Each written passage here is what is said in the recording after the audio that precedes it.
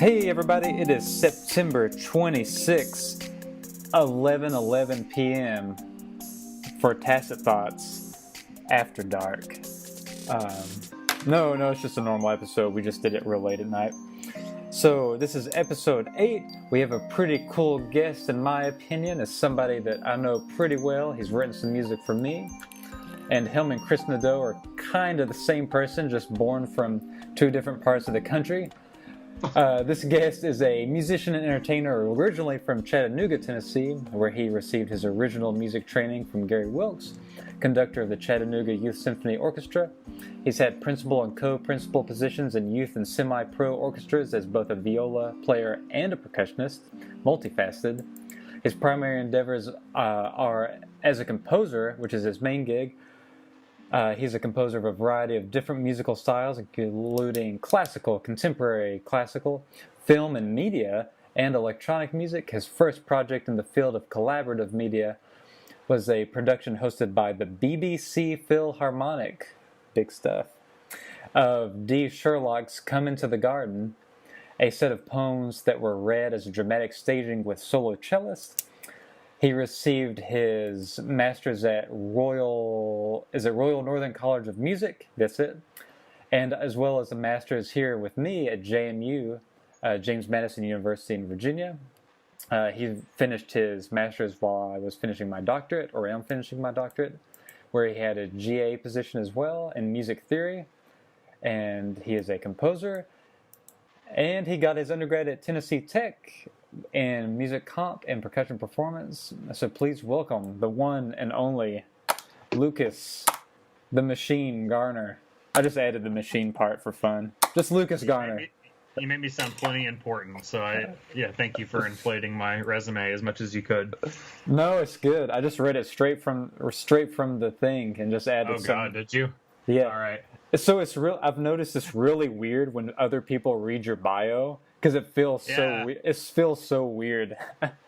Especially if you haven't touched it in a little while, like me, since I've just recently been catching up on some things I missed. I was kind of on break for a few months, so. Yeah.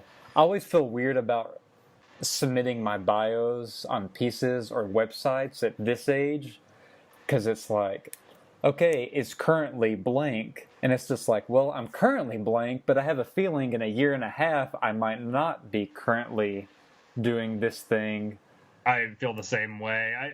I notice when people ask me for like a resume or qualifications to take some kind of opportunity, I always get super nervous about that. But then if somebody asks me like some super important question about like, hey, I got a question today that was like almost literally like, hey, just wanted to reconnect with you and ask you about what you think about studying composition as a major. And that's like a much more important life-altering thing of somebody else. And I'm like, oh, yeah, sure, I can answer that.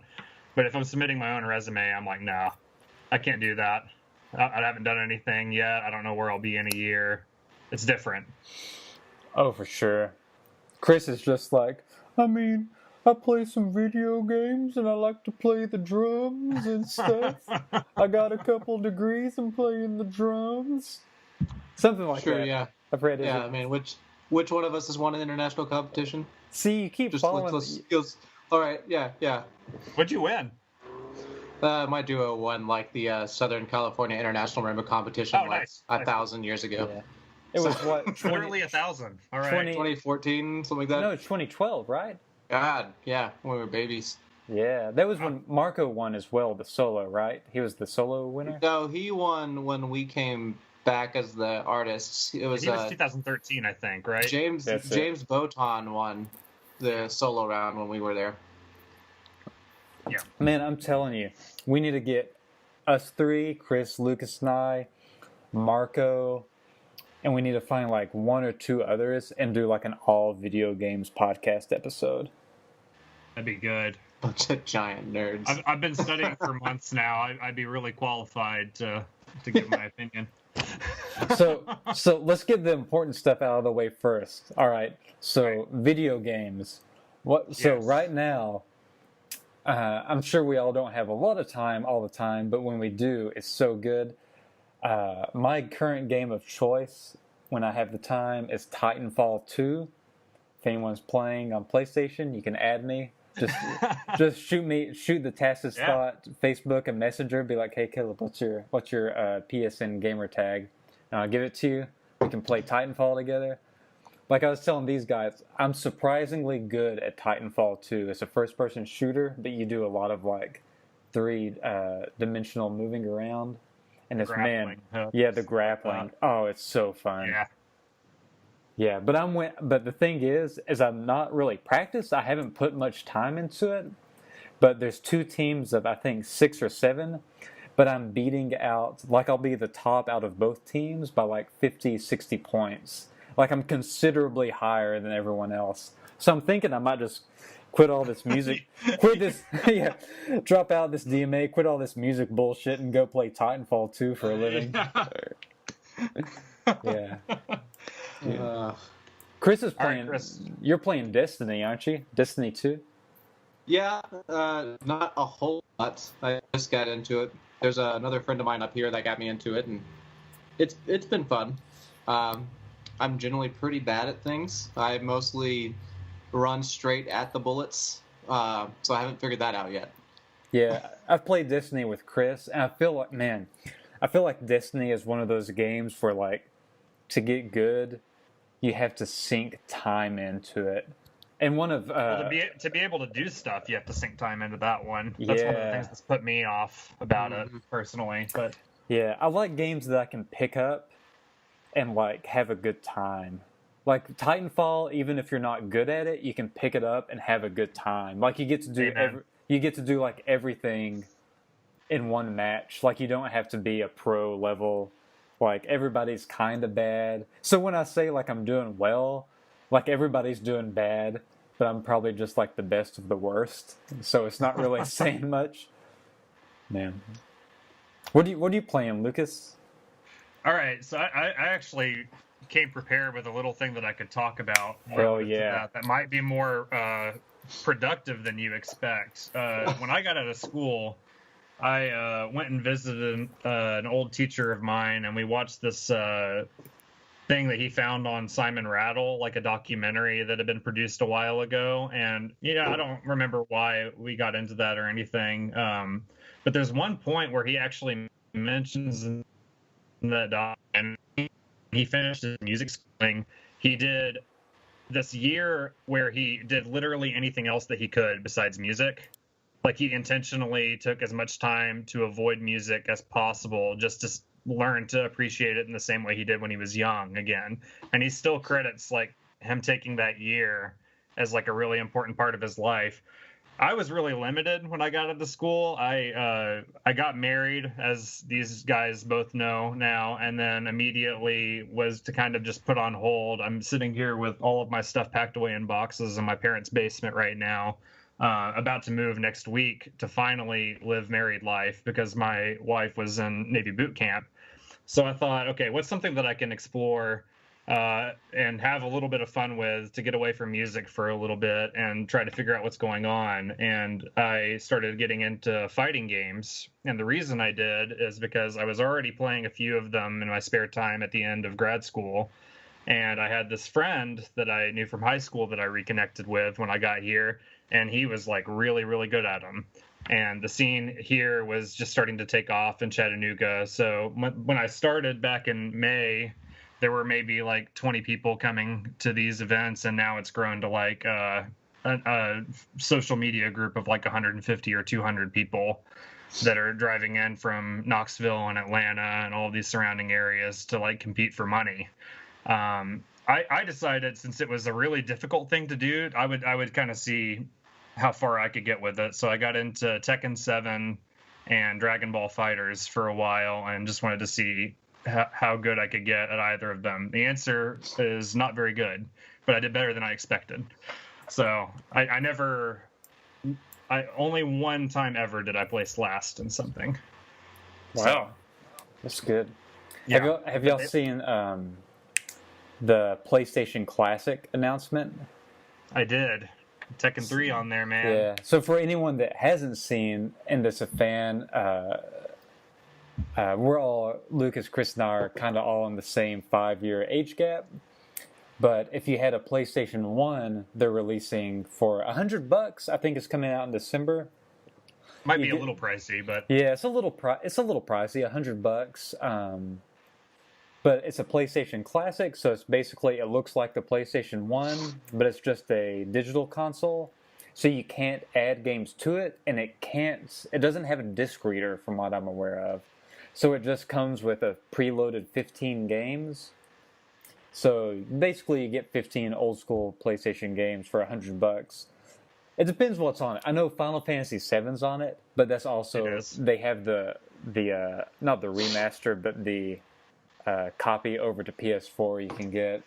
So there's that one. There's Ridge Racer, which is cool. Tekken, man, dude, Tekken 3 is like, I was all about Tekken. Eddie Guerrero was my best character, the Capoeira. Yeah, that's Yeah. everybody's best. Man, I'll tell you what though. I heard rumors that there's Final Fantasy 8 on it. So for me to buy it, there needs to have Final Fantasy 7, Final Fantasy 8, and everyone listening to us probably like, oh, Michaela, bro, you playing them Final Fantasy games? Oh yeah, you're just sitting at home playing Final Fantasy? Hey, I like them. Give me a break. I like them. I like would them be too. happy if the Resident Evil games were on there. I think remember. they have to put 1 and 2. They I have to. think. They have I to. remember being a little kid and being told I couldn't play that game, and still playing it, and being like, it's funny now looking at how bad they look and how horrible they were. But like, I remember being like, elementary school, like staying up with like one of my best friends at like midnight, with all the lights off, playing those games and being scared shitless over absolutely nothing. They're great. But Yeah, they're really fantastic. Even though they look bad, they're still creepy. That's one of Yeah. the things I think is so impressive. It's like, okay, these are amalgamations of blocks that are kind of looking like humans walking in like this really robotic way, and somehow the zombies that look the same way are scary, and they're still Yeah. zombies.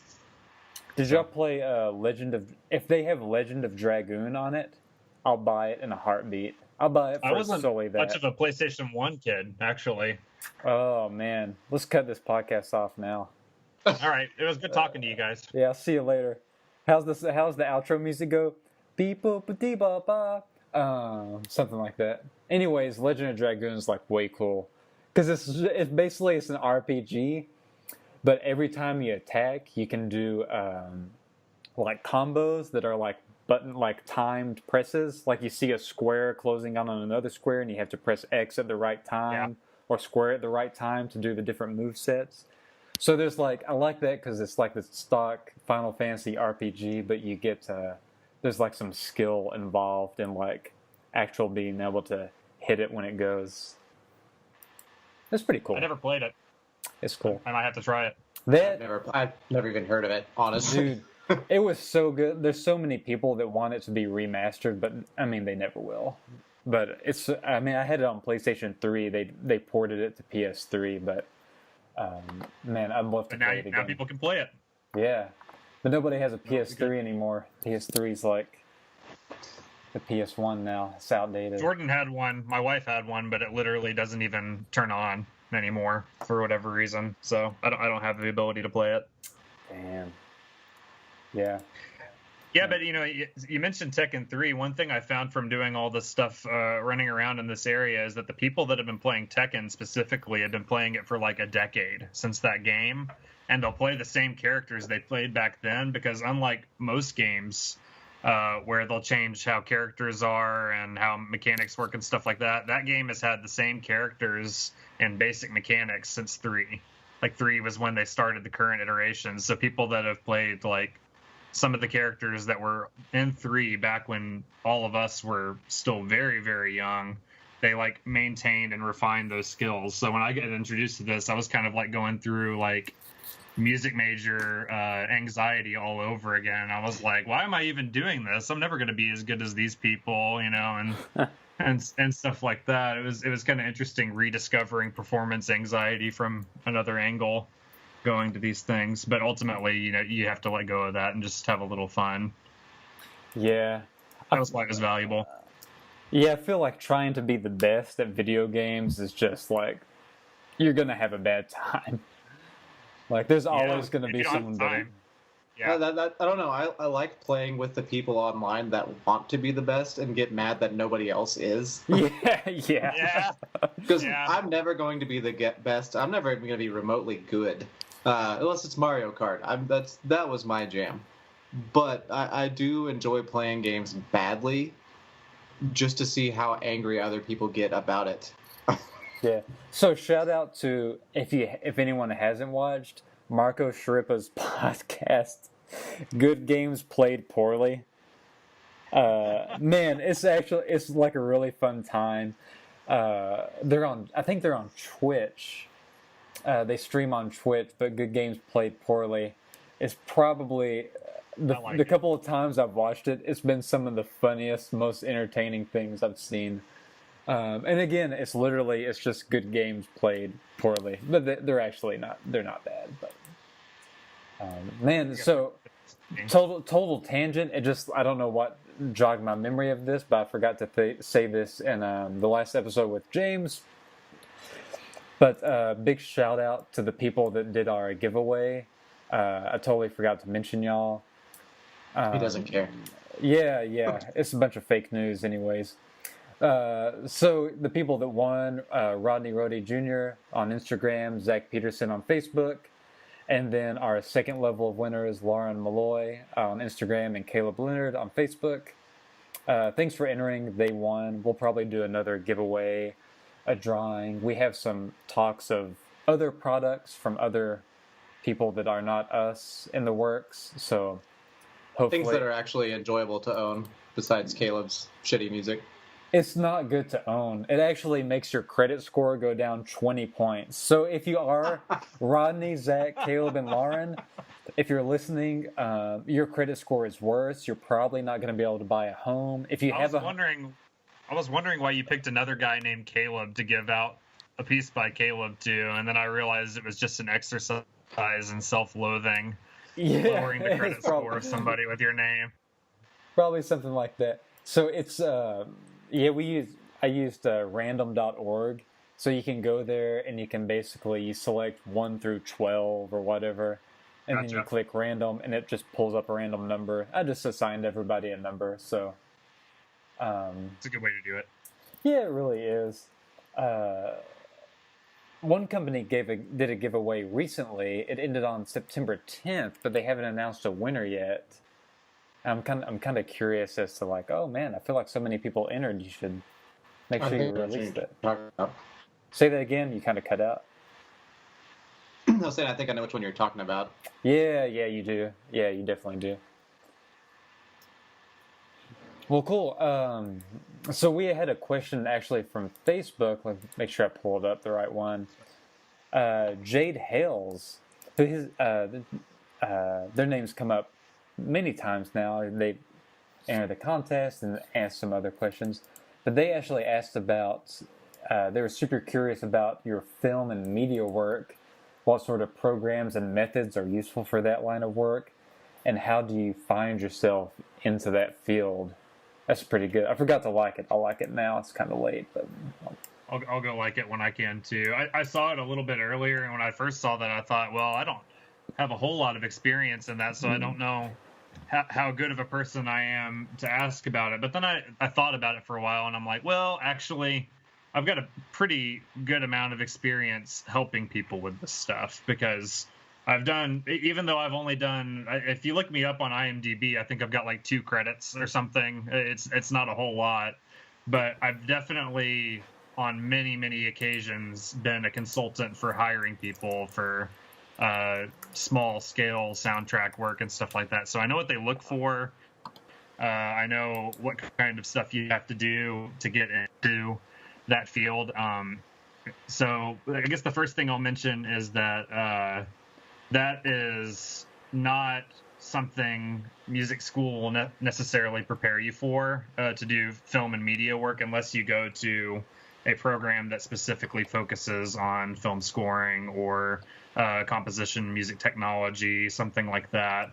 I actually just emailed my friend Casey Edwards, and this guy wrote this song that's getting really popular right now for Devil May Cry 5, actually. It's the song called Devil Trigger.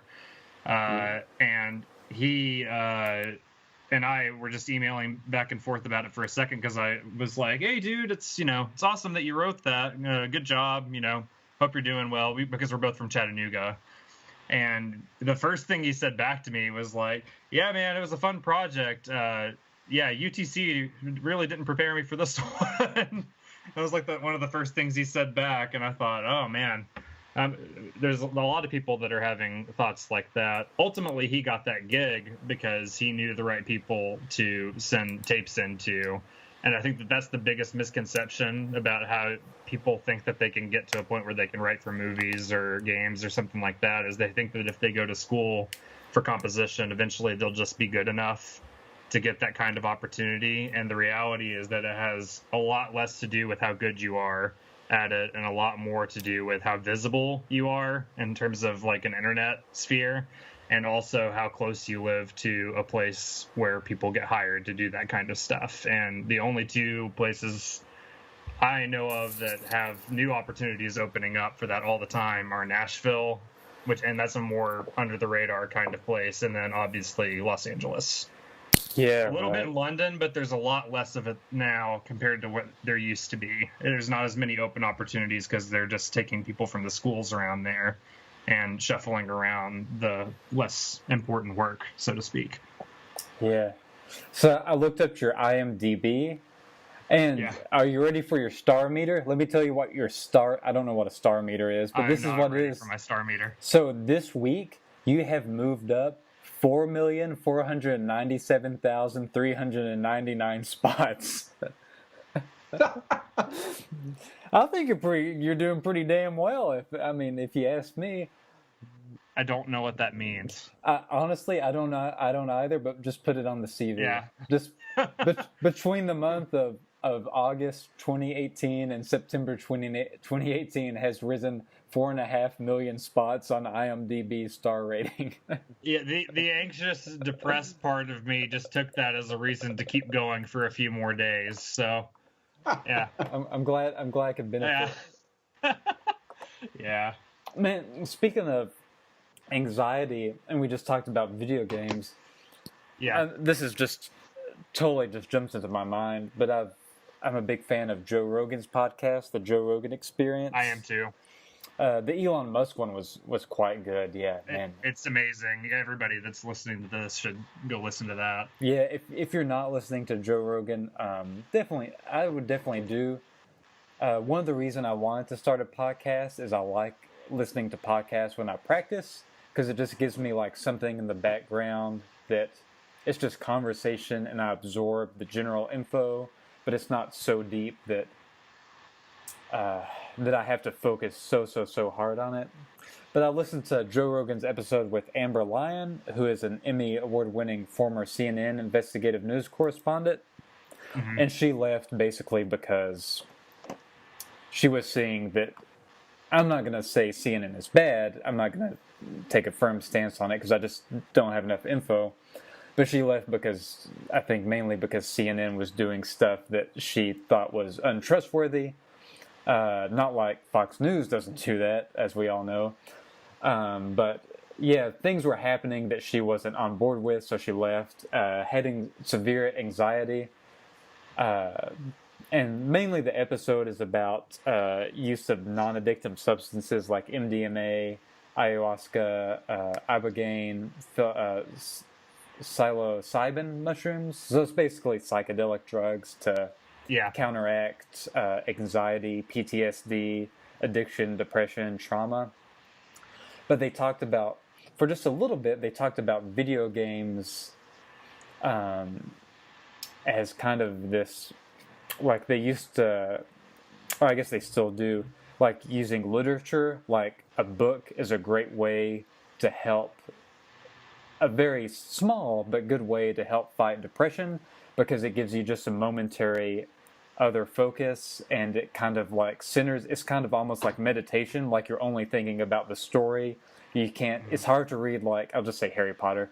It's hard to read Harry Potter and also think about like the stress that's happening to you at the same time. And they found the same thing in video games, where because especially games that are story driven or reaction driven, like Titanfall, is a competitive game, so you have to be engaged to basically have a good time. They found that helped treat anxiety a little bit with just being I mean, even if you play like 2 matches and each match is 10 minutes, you have 20 minutes of you're just disengaged from your stress and you're now like just focusing on this one thing, regardless what it is, video games, books, etc. Just something to like get your head out of life for a second. I can tell you one thing I did along those lines.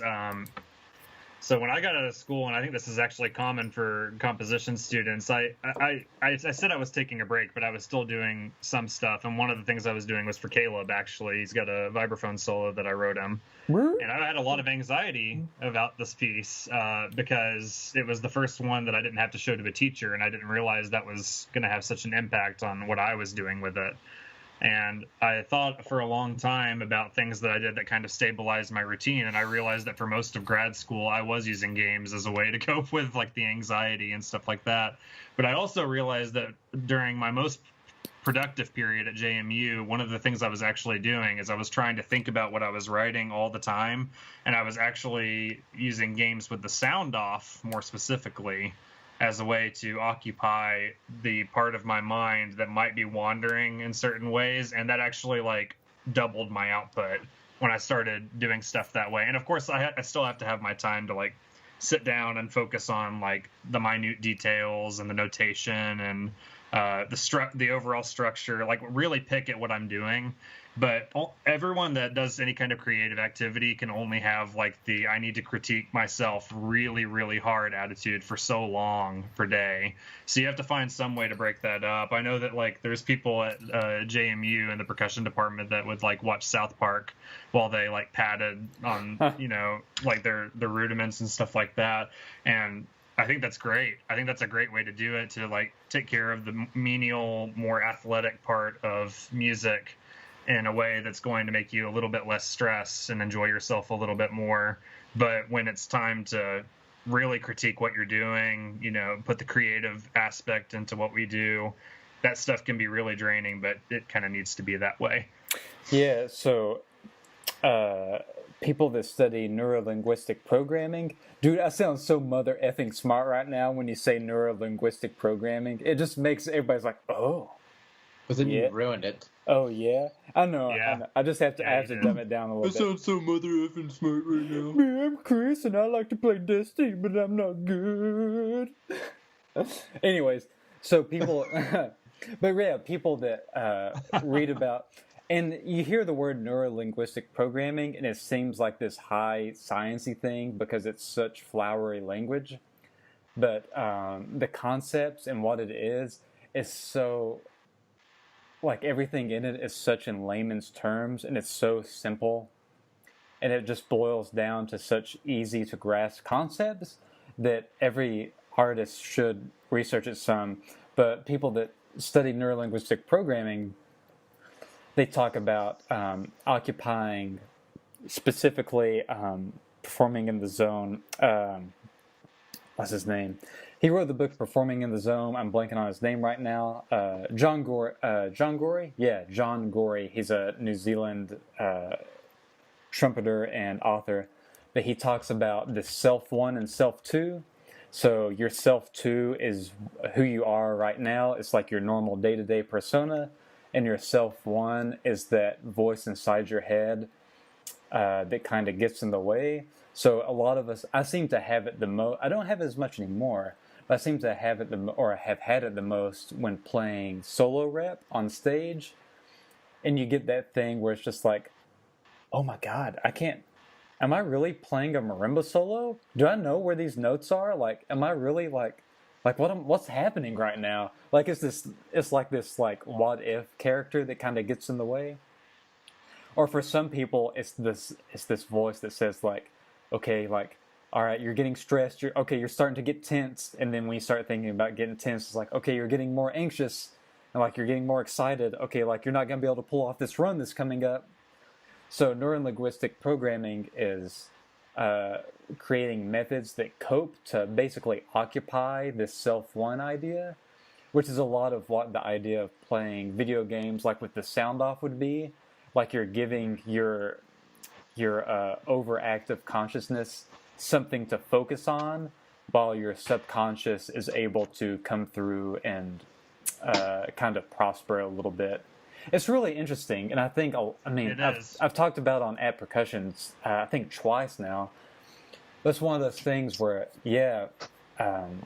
my master's degree teacher Dean Gronemeyer, who toured a lot in the '90s as a solo marimbist, he would be backstage basically arguing. Like you would apparently see him arguing with himself, like actually like tell him like, oh, dude, just like fighting with himself out loud. Wow. But he was like fighting with his self one versus self two idea. And for him, he had to be like aggressive with it. He'd be like, he's like, you got effing do this. Like you just gotta psych yourself up. And some people have to do that. But it's really interesting. And I feel like for me, I learn music quicker when I listen to podcasts, or sometimes I'll put on, when I'm doing schoolwork, I'll put on The Office in the background because it's just kind of a drone. Like I think I've watched like if you look at my Netflix view history, I don't know if that exists. It probably says like an amount that you should probably call a specialist for me. But most of the time I'm not actually watching it. It's just in the background. It's just a drone to occupy like my background thoughts. But I feel like if more people practiced either listening to something while they practice, or or just finding methods to cope with the anxiety, like something to occupy your anxiety, you would be able to be just a better performer overall. I find that it would be hard to. That's a hard thing to recommend to like younger students and stuff like that. Maybe even hard to recommend to like undergraduate level people the same idea, because I think the reason it might work for you or me is because we already have a really good idea of what we need to be doing and what it takes to practice really high level repertoire and stuff like that, and the focus that's required. But if you haven't attempted something like that before and you're trying to like learn the athletic aspect of it in isolation while you watch South Park, it's probably not going to be quite as effective as if you've tried to do it without it before. It's a complicated thing, but I definitely, I guess in general, I could say that I definitely advocate non-traditional practice methods, because the biggest issues with the current way we do music schooling right now, in my opinion, lie in the realm of mental health. So anything we can do to improve that is a gigantic step forward as far as I'm concerned. Yeah, that's just one way. We have a guest in, I guess, 2 weeks. I think 2 weeks out, that we booked for our 10th or 11th episode.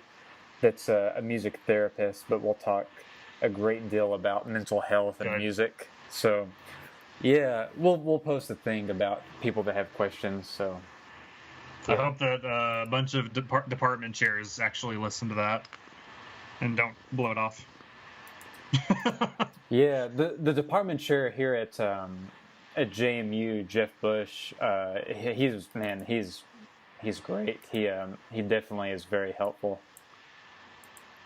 Yes, I agree with that.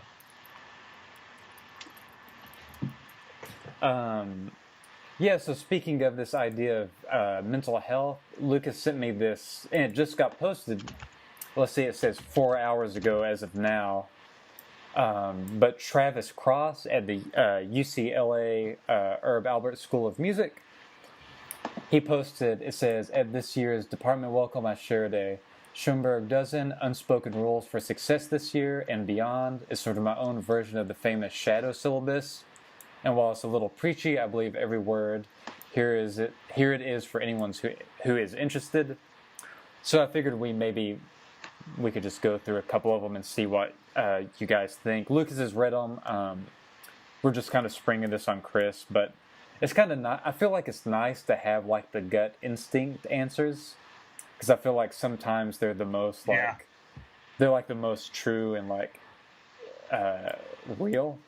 So the first one I wish I had waited to read it until I was on the call with you guys. Actually, I've already thought about these a lot, but maybe I'll like word my responses better. Yeah. To be clear, but before actually, I'll wait for Chris to hear what they are before I say anything about what I think. So for anyone that doesn't know, Travis Cross is professor of music at UCLA, that's Los Angeles. He's the conductor of the wind ensemble there, directs the graduate wind conducting program, and is chair of the music department.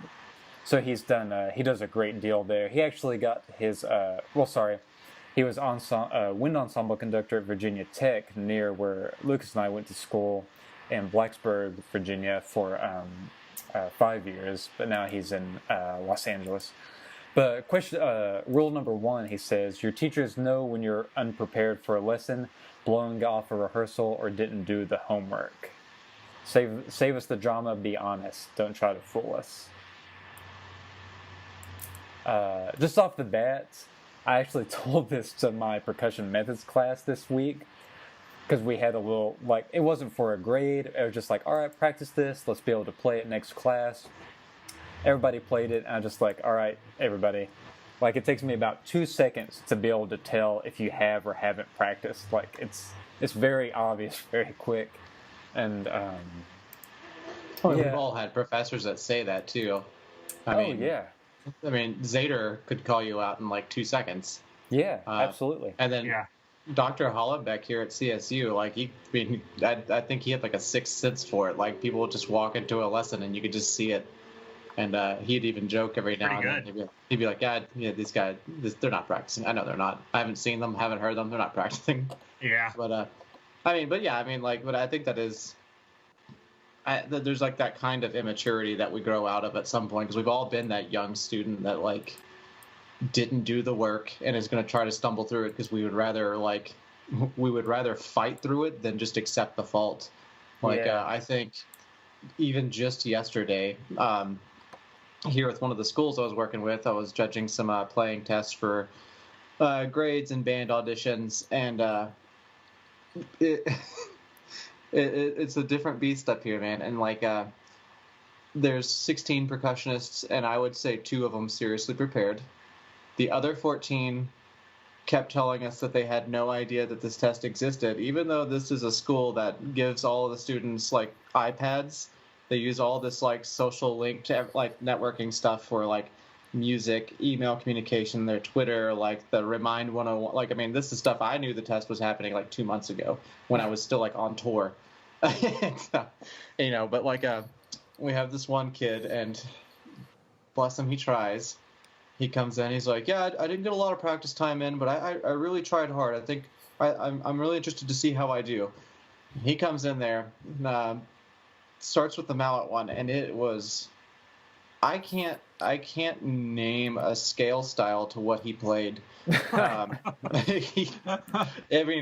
There was a whole lot of A flat. He would kind of play some random notes. He would start at A flat. He's inventing a hybrid mode for you. And then he'd just kind of run down, but he would start and end every little micro phrase that he was just trying to improvise on A flat. And I listened to it for a full minute. And I'm not trying to make fun of this kid, but I am trying to make fun of this kid. It's not mean. It's just really funny. Like, he just completely just shits out some random thing. Yeah. With a whole bunch of descending lines. And granted, there is not a single descending line on the page. It was actually a really easy Mozart thing in C. And he was just all over the place. And my favorite part was at the end. He goes, well, at least I got the rhythms right. Yeah. It was all eighth notes and quarter notes, and he's like, given the tempo that he was trying to imply, it was like sixteenths and fivelets, and that's good. But but he did everything he could to try to convince me that he had put some time in on that, and I for the first time in my life as the teacher, I was just like, I humored him, and I was like, well, let's put a little bit more in next time. But man, like generally I just want to like rip those kids apart and be like, I'm not stupid. Come on, I've been in your position and I know what this is. Just tell me you didn't put the time in, and I'll give you the grade you deserve, and we'll move on, and we'll both be happier. Yeah, it's always we've all been there. Yeah, exactly. I think that anybody that's like taught that level of student can kind of empathize with what Chris is saying, and it's always like cathartic for people that have been through that to discuss it with each other and kind of share that struggle. I think the issue that I take with the way Travis said this is that the way he said it almost makes it seem like it's more of an annoyance for the teacher than it is like a mental battle for the student. And I'm not trying to harp too hard on the way he said this one in particular, because I really agree with the core of it. But I feel like it would be better to just say, like, if you're going to make a mistake, own it, because that's like one of the biggest parts of learning to be a musician to begin with, because it's super hard. And if you don't do things wrong, you're never going to do things right. We hear that all the time. The issue that I have with the entire mentality of that first point that he made is that there's a hefty majority of situations, I would say, of us going into lessons that we aren't prepared for, and there's not a single person that's gone to music school that has been prepared for every single lesson they've ever taken privately. I'm sorry, it's not a realistic thing. Anybody that expects that to be a thing is either lying or crazy. It's no way. I don't believe you. Yeah. And keeping that in mind, there is absolutely no reason for the teachers, and there's got to be hundreds of these teachers that exist, to berate the kid that like does a generally pretty okay job, maybe not the best job, but does a pretty okay job, like the middle of most studios, comes in for an unprepared lesson. There's no reason to like chew that kid out. No. And so often we do, and all it does is demotivate the people that are on the fringe of wanting to do this or not, rather than encourage them to make them feel like they can do this. That's kind of how my general issue with the entire thing that we're about to come up on is, like, all of these ideas are really good, and especially for people that are just entering college, it's all stuff that's very helpful to hear. But if you're on the fringe and you've already been there for a little bit and you're listening to some of the stuff that he's saying here, you're like wondering what kind of profession you're really about to enter.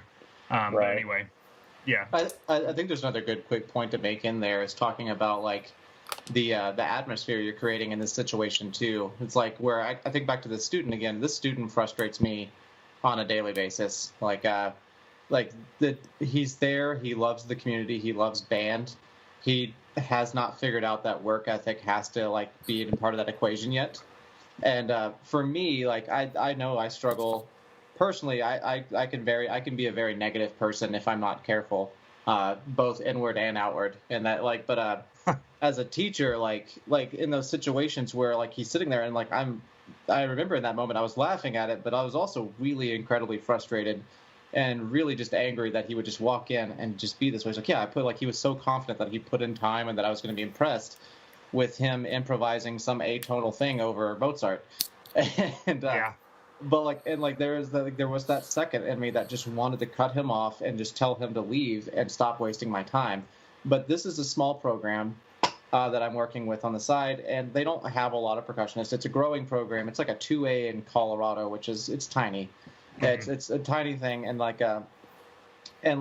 they're still figuring a lot of things out as a program, as students, as teachers. Like there's a lot to go on there, and the one thing that I have to remind myself that I can't really do is create a negative atmosphere at this moment to where this student who already enjoys it but hasn't figured out how to enjoy the work yet, I can make him really not enjoy the whole process at all if I really get too negative. That being said, I have to find some constructive way to really talk about how to get the work ethic in there. But in that moment where my negative tendency wants to come out and just like shred his very soul to the core, that's something I have to work on as a teacher. Because I mean, if I want a program to grow, if I want kids to enjoy what they're doing, it starts with me making sure they enjoy what they're doing, and I have to just find some way to like connect that with him. I gotta stop reading the text chats. It's a classic mistake, dude. Classic mistake. So I totally away from the screen every time I talk. So I totally agree with you. I think we all kind of agree. The second one is one that I talked about, funny enough, today in a class I teach. most of the people, number two, most of the people working here are doing their best trying to keep up with an overload of tasks and correspondence. Please be persistent if you have questions, yada, yada, yada. It says stuff like, say thank you, and it goes a long way and whatnot, but that's aside the point. Man, I will tell you what, as someone I'm at a school that uses Canvas, and more often than not, people, undergrads will say like, because I do, I'm pretty good about uploading stuff to Canvas on time and making sure all the stuff's there. But for the most part, add Chris back in. Chris got kicked out.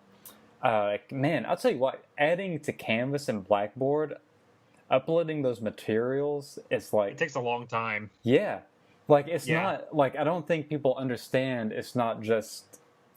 You don't just, like, upload it and it's good to go. You don't just toss up, okay, test number 1, okay, it's up there. No, it's like, first of all, it's making the test, which, as one of our teachers, John Gibson, here at JMU has told us, he's like, yeah, I'll spend, 8 to 12 hours making a test and going through revisions to make sure it's a good test. And it's worded properly and it works. And then besides the point of that... He's one of the best professors at that school, by the way. Absolutely. Absolutely. He's probably the best professor I've ever had. Probably. But yeah, people that get all bent out of shape of like, well, Canvas didn't say this or Canvas didn't say that. And it's just like, dude... Like, somebody today, like, turned in, it was like, oh, I didn't know the assignment was due in class. Just like, well, I said it in the announcement. Yeah, but the Canvas thing said, it was due at 11:59. I'm just like, man, I just uploaded the project to Canvas. I said, no submission. And for whatever reason, Canvas said, nope, we're going to put a time limit on it. And just like, it's not a perfect software. And I think the idea of like, the overload of tasks. The overload of tasks, like especially like as far as tasks go, it varies from professor to professor. I feel like in the music community, the teachers are way more overworked than other fields. I can't say that with certainty, but I've seen some documentaries and such that allude to we're definitely working harder. But the correspondence, man, I've seen Casey's email. And it's insane. There's so many emails, and you think like, oh, it's just an email. I'll just, I'll pull it up and, send it back. No big deal. But it's just like, wow, no, like, it's not that simple. Like a lot of these emails are as deep as saying like, it's like heavy stuff, like committee things and, so you get prospective students. Yeah, prospective students, like important stuff, like people's livelihoods, and you get 15, you get 15 of those a day, and people set aside an hour just to answer emails. But yeah, I would definitely say that. And I tell my students, I think that's one of the best things on his entire list is the second one. Yes, absolutely. I virtually have no issues. I would almost go as far as to say that his number 2 on his list sums up why I am not pursuing a university job. I would almost go that far. Like that's it, like by itself. But we can get into more of his the sentiment that he talks about those ideas later on in the list as well. So we can get to those. Yeah. Number 3 is, I mean, we can just gloss over it. It's just basic. Yeah, it's just email. Check your email. I mean, I know that like I don't want to say the new generation, but the younger generation is not so email attached, but basically, good one, Chris. But basically, set up your email. For me, people are talking about, my whatever email, I just go to the computer and check it, once a day. It's like, what? No, just forward it to your phone and turn off notifications. Check it on your phone. It's so easy. Yeah. Number 4. That's just a life skill for number 3. But yeah, number 4 actually, this is going to be one of the most important ones for me. For sure. I totally agree. Number 4, I'll read it in its entirety. It says, yes, you're the consumer, but you're also a student. Don't be afraid to share your opinions about how the class or studio or ensemble or school should work. But maintain humility, because aren't you here to learn and experience new things? Yeah. Do you want to go first, or do you want me to go ahead? And You go on first. this I feel one? like yours is going to be good. I have a problem with this one, actually. I think this is maybe the one that I have the most problems with of the entire list that he's put up. And I mean that respectfully, of course, because I think that Travis seems like a really nice guy from everything that I've heard about him in our area in particular. But this one, I think that it's not like he means, negative feelings about it by writing that, but as a student, it's just not realistic to carry that attitude at all whatsoever at virtually any school that you can go to at the university level. Saying that, like, if you treat yourself as the consumer at any university in the U.S. right now, you're already a few steps behind. I'd say you're already doing something that people probably don't think you should be doing by carrying that attitude. Uh, Case in point, I can't tell you how many. This will tie into some of his other points too. I can't tell you how many times I've watched a professor take the student evaluations from the class that they're supposed to be improving upon, and either just decide that they're not going to hand them out, or take them straight from their mailbox where they get them and throw them straight into the recycling bin or the trash can. Like, they just don't accept any kind of feedback. And if they do take the opportunity to get any kind of feedback, immediately they tend to not take it the right way, because there's a dynamic that's been set up across all these schools that there's a huge separation between professor and student. And the more successful examples of music schools that work, the barrier between those two is minimized just a bit. Obviously, you need to have some kind of healthy teacher-student relationship that keeps the dynamic healthy and productive in terms of they're your mentor and you're there to learn from them. But to widen the gap so much that your student can't criticize anything about what you do and you can't accept any feedback is a common problem. It's an understated problem, clearly, based on what we're seeing here. And it's another one of those things that really contributes to some really bad mental health barriers in music schools. The best thing I can think of, I don't want to like harp on something for this long and not have a solution. The best thing I could think of that would be a way to remedy this is there needs to be a lot more situations in music schools where students play with their teachers, so that they're like in a performance activity, basically leading by example. Yeah, collegial. More or less. Yeah. And that usually immediately remedies that problem, but it is pretty darn rare that you will see that happen. I was lucky to have that in my undergrad, and my undergrad, had its own issues in terms of the way the school was laid out, but that was certainly one of the best things about it. And I think for Casey Cangelosi's part, that's one of the best things that he does as a professor, is he plays with them, and he has his grad students play with all of his students as well. And that general attitude of everybody feeling like they're colleagues in a certain sense inspires them to get better more than some kind of feedback ever will. Right. That's super important. So the reason that I have a problem with him saying it this way is because there is rarely a healthy dynamic in the entire country where teachers appropriately take feedback from their students on what they're doing. It's hard to give it, but also not many of them ask for it. And that's probably one of the things that we've had beaten into us the most, is to learn to take criticism. So yeah, for sure. Yeah, I totally agree. The next one is kind of ties in. Number 5, it says, be mindful of those around you who may not feel as empowered to speak up and participate. Talk, listen to them, include them, amplify their voices. Which is, it's totally fine. That's the same thing of like if your buddy is like, man, I feel like we really need more, XYZ happening, but they're like, I just don't feel comfortable saying it, and you're like, well, I feel comfortable saying it. Just if you agree, then speak the majority mind, I guess. And this could also just apply to like seminar-style classrooms where somebody may not feel as inclined to speak up. And I know I've taken the opportunity a few times to tell a classmate that I really like what they're thinking about something in a private conversation, and encourage them to speak up about it the next time we all get together as a group. That usually turns out to be a really positive thing. So I think that one's really good. I really like that one. Number 6, it will always take too long for you to get paid. We all hate it. We're trying to make it work better. Big bureaucracy. It's a sad reality. I mean, kinda, I guess.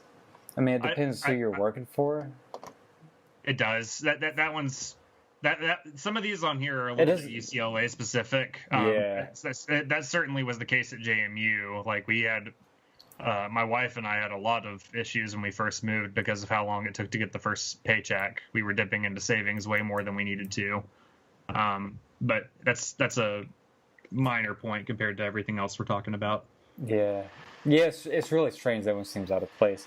7. Go ahead. I was going to say something to that because, like, that's something I've kind of talked with people around here about. Actually, is like at the university when I'm doing the assistantship at CSU. Like, I was always paid. I knew it was going to be the same date every single month. It was pretty nice and everything. But thinking back towards, and maybe this is a different take than what he's trying to make, but like thinking towards, like I've known several people that work in the like tech jobs here, working up with like certain Colorado schools to like come out and sell their souls to, that's a horrible way to say it, but sell their souls to like tech drumline, front ensemble, teach master classes, do lessons, everything. And we've kind of touched on this before in earlier episodes about like making sure you understand how much your time is worth. And like there's some schools out here that they don't have a lot of money to give, and so you kind of have to work within that means. And there's other schools out here where I have seen where percussionists are coming out and they're doing front ensemble and battery. They are working with concert percussion, and they are doing private lessons. They're doing all this extra stuff for these people, like maintaining gear and stuff, and they're getting like $400 a month for it maybe, and then they'll bring out a tuba specialist to come out and work with their Colorado All-State money or All-State music, and that person's going to get like $800 for the month. And like, so we've had those talks with students before about like like speak up and tell them what you feel your time is worth, and then once they offer you that price, if it doesn't match, you tell them how much you're going to work for that. Then like kind of stuff like that. But the point I was trying to get to here is that I've known people that have been like, yeah, I haven't been paid for marching season yet. It's like, okay, well, it's April. It's like, you haven't been paid at all. It's like, not monthly, not for the season. They're like, oh, no, they'll get it to me when they can. I was like, no, because their financial season's almost over. And it's like, get in there and get the money that you're owed. And so the things I would say to that was always telling them was like, when you take these gigs and stuff, sign contracts. There's not a contract, write one up. And to get like both of you sit down and talk, like like it's just about learning accountability. Yeah, and it's not really throwing some of these programs under the bus. Like some of them, like I get that they're doing everything they can to stay afloat right now, or they've just got 1,000 things going on, and so that payment that you should have sent back in August that you've somehow forgotten until March, I could see if you're not being reminded of it, how you could forget.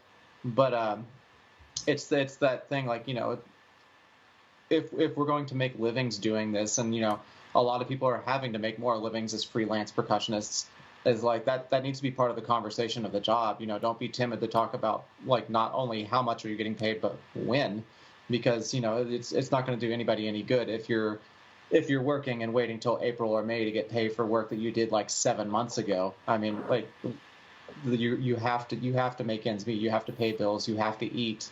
And if that's your job, like they should pay you on time for it. And this doesn't mean, by the way, like, unfortunately, to tag on Chris's comment here, I've actually had some situations where I've been like, oh, this is a close friend. I don't necessarily need to make a contract for this opportunity because I'm sure that they're going to be fine. Like, I know this person, blah, blah, blah. I've had some situations where it's people that I know really well that did not pay me on time, and I actually had some struggles that summer when that happened, to pay a bill or two, and I had to find another way to do it because I just didn't think that far ahead about like, what if this person that has never failed me before doesn't pay me on time? And now even if it's a person that I like, if it's a paid opportunity, I'll have some kind of thing in writing that I can hold them accountable for, just to increase the pressure a little bit. It's not that I want to separate distance from my friends or anybody that I'm working for or something like that. But I find anything I've ever done where there isn't something in writing, it tends to not go as well. Yeah, and So, I think people are also a little concerned about like the aggressiveness of like contracts or something in writing. Like I think like especially when you're dealing with people you know or people you're getting to know, like you're always afraid of like that personal relationship and what that could do. And in this situation, I think you have to think of like even if it is working with friends or people you really respect, it's not like a negative thing when you be like, all right, well, can we get this in writing? Like it's just part of the business, and it should be an active part. I mean, I even do it with my private lessons. Like students sign up for my private studio. Like there's a contract that both the student and the parent pay, and we talk about payment plans. And I have flexible ideas. You know, I don't accept more money. I don't accept a lot of money up front because of accountability of my own. If I have to like reschedule something, then it becomes a problem for me. And at the same time, you know, I'm not gonna teach an entire semester worth of lessons and try to call it up at the end. So it's just that accountability just to make sure that you are taken care of for doing the work you're doing. So I just interviewed a freelance cello player in Chattanooga for something that I'm doing, and he pretty much echoed everything that you just said, and not just when it comes to who's getting paid when, but in terms of how much he's charging. He thinks there should be some kind of accountability for that. But anyway, yeah, all good thoughts. Yeah, and I mean, yeah, y'all, it's been restated, but yeah, it's a business. Like, if you're You really should try to treat it like one a little bit more for the people in school. Yeah, I think. it's too bad. It's like if your business is making, I don't know, you make T-shirts, and like people keep calling you and say like, hey, you got that friends and family discount? And just like, sure, I mean, maybe, but I'm also trying to pay bills. Like I can't, like it's you just, I mean, you got to treat yourself right. Yeah, I mean, you're worth more than you think. The next one kind of ties in. Understand that school money can't be spent on everything. Yes, we need practice rooms more than we need fancy tech or decorations, but often money is donated or allocated at higher levels for specific things. If you have questions, it's just an explanation for why some funding is weird at universities sometimes. That's something I think most of us are aware of. Yeah, we already know it. It's just like, this group got more, but you know what? That money was allocated to them. Like it's just the draw of the cards. This one I'm a big fan of, and I hate it when I get evaluations like this. Complete your course evals thoughtfully and as often as you can, is the short version. But yeah, sometimes I get good evaluations. Sometimes I get negative evaluations. It happens sometimes. But the worst ones, I would rather have a bad evaluation than have one that has 5 stars on everything, no comments. It's just not helpful. Just take I mean, I know it's a pain in the butt because it's finals week, but just take the time and do the eval. Like if your teacher sucked at teaching intervals or something at your training, like just say like, hey, we really need more help with intervals. Like we never got to it. Caleb, I dare say you are one of the only people I have met that carries that opinion. You're because by damn God, straight. every single time I sit in on, there's been a number of instances I can count on like one hand. I'm glad you could celebrate there for a little bit. That'll be the best moment of your entire week. That's right. I've had, I think exactly 2 instances where I've sat with a professor, and I mean 2 people, not 2 like occasions, and talked about their course evals with them and like what people said and stuff like that. And I've had 2 people ever that have not immediately thrown course evals in the trash can. And most of the time, those are tenured professors that do that because they don't feel like there's any consequence for doing so. Or more commonly, if they aren't tenured, they either take the criticism too literally or they just implement the criticism in the wrong way. Yeah, right. I very, very rarely see course evaluations implemented properly. It's like extremely rare that it's done. I mean, you just got to be wise about it. I mean, if you have 30 students and they're mostly good, but one person says, oh, teacher doesn't communicate information effectively. Well, if one person says that, then it's not worth a lot. If 5 people say that out of 30, then okay, that's a group. Like that's an amount of people. I've seen some people, like, let's say that is the exact situation. 30 people in the class, 5 people out of 30 say that the information isn't communicated properly. That I've seen situations where the professor might say something like, well, those 5 people that said that weren't exactly A students. And they'll just disregard the feedback entirely because the students that were giving that feedback didn't do very well in their class. Which is probably why they didn't do very well in the class, because those 5 needed. I mean, if it's sure, I mean, it's possible. That's one possible answer. Which is a reason that they should take those into account, is because because 5 people, so 1/6 of your class is not succeeding because of something they all agree you're doing. Yes. Yeah. It's so strange, and I hate when tenure professors either don't give evals or don't take them. That's got to be one of the most common things that happens that like really deteriorates the relationship between student and professor in an academic setting. Is just like, here's your feedback and here's the trash can. Yeah, it's just unbelievably common. Yeah, it's nuts. I mean, I know a very few, but a few professors that will do midterm evals. So halfway through, they evaluate. I think we're probably thinking of some of the same people that do a pretty good job. Yeah, and there's no coincidence that the ones that do that are also the best teachers. Exactly. Yeah, it's just common sense. Number 10 is. This is the one I think I had the most beef with. Okay. 10. Me too. Yeah. Your first priority should be your work here at school. Parentheses. We understand that everyone's story is different and financial family obligations are more acute than some. Close parentheses. Establishing a professional profile as a teacher and performer in LA is one of the great benefits of this school. But if you commit fully and thoroughly to your work here, it will pay dividends in your professional life after you graduate. Which, okay, we got to eliminate the. Let's just eliminate the LA part. Let's just say in general. Other than that, can you guess my least favorite part of number 10, Caleb? Let's see. Let me read through it one more time. I bet you can't do it.